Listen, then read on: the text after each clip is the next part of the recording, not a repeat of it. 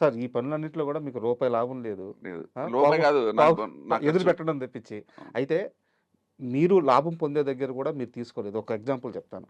బీజేపీకెళ్ళాను. చాలామంది చెప్పారు వద్దన్నారు. బట్ నేను పని చేశానని మీరే అన్నారు. అయితే బీజేపీ మీకు ఎంపీ టికెట్ ఇచ్చిన వాస్తవం కాదా? ఎంపీ బీజేపీ మీకు ఎంపీ టికెట్ ఇచ్చిన మాట వాస్తవం కాదా? అదే టికెట్‌ని మీరు కృష్ణరాజు గారికి ఇచ్చేసారు కదా! అది ఎవరికీ తెలీదండి. ఈవెన్ ప్రభాస్ కూడా తెలీదు. హ్మ్.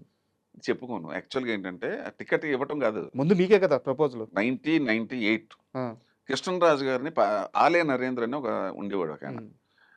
ఎంపీ చేసేవాడు. ఆళ్ళ నరేంద్ర గారు తెలుసు. ఆయన టైగర్. అవును. నన్ను చోటా టైగర్ అని పిలిచేవాడు. హ్మ్.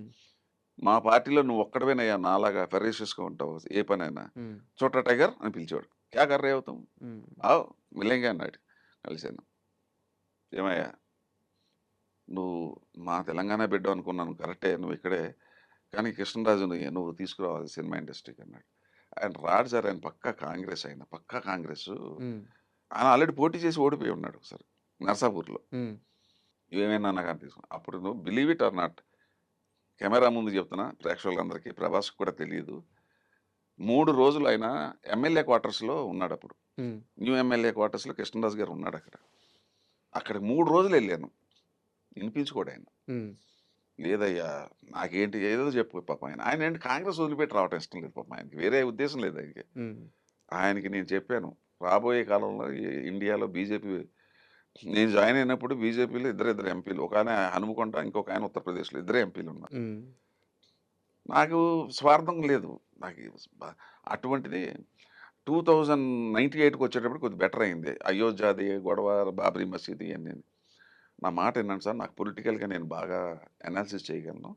మీకు ఫ్యూచర్ ఉంటుందంటే సరే అని చెప్పి మొత్తానికి ఒప్పుకున్నాడు. హ్మ్.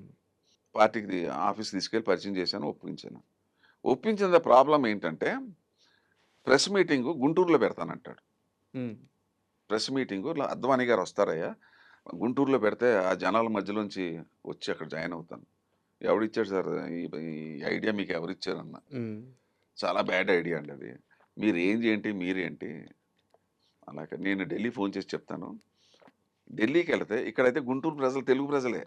తమిళోడు, కన్నడోడు, హిందీవోడు మీ గురించి రాయరు. హ్మ్. ఢిల్లీలో అనుకోండి మొత్తం నేషనల్ పేపర్స్ అన్నీ కవర్ అవుతాయి. అమ్మ బావుంది మరి చేయగలుగుతావా అన్నాడు. ఆ నరేంద్రకి చెప్పి ఈ సంగతి చూసుకో అన్నా. హ్మ్. ఢిల్లీలో ఇక ఆ పేపర్‌లో వచ్చినప్పుడు ఎన్ని పేపర్‌లు కొన్ని వందల పేపర్‌లో ఆయన బీజేపీలో జాయిన్ అయినట్టొస్తే హ్మ్. ప్రభాస్ ఫాదర్‌ని ఈ సందర్భంగా మెచ్చుకోవాలాయన్ని. నేనిక్కడ క్యాంపెయిన్‌లో ఉన్నాను.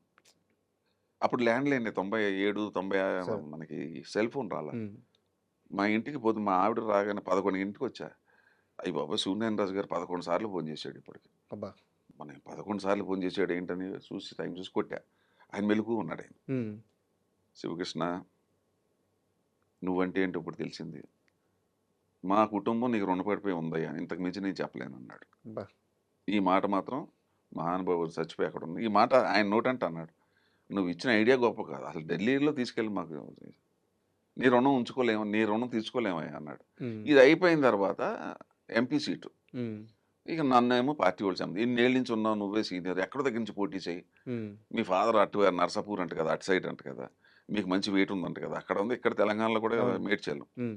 అంటే సరే చేద్దాం అనేటప్పటికి కృష్ణరాజు గారు మరి నేను ఎక్కడి నుంచి పోటీ చేయాలన్నాడు. హ్మ్. నేను అక్కడ పోటీ చేసి ఓడిపోయాను. అక్కడి నుంచే చేస్తానన్నాడు. చేయండి అయితే అన్నాను. అయితే కానీ కృష్ణరాజు గారు కూడా చాలా గొప్పోడు. ఆయన పిలిచి ఏమయ్యా సారీ ఆ సీట్ నీది కదా! హ్మ్. నువ్వు కదా నన్ను పార్టీలోకి తీసుకొచ్చావు.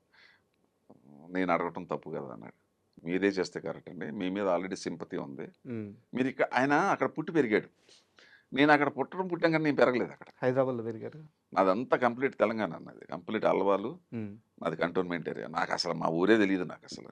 బట్ ఆళ్ళకో చరిత్ర ఉంది. మొగల్తూరు, కోట. హ్మ్. ఆయన అక్కడ చదువుకోవటం, ఎస్ఎల్‌సి, పీయూసీ చదవటం, హీరో అవ్వటం.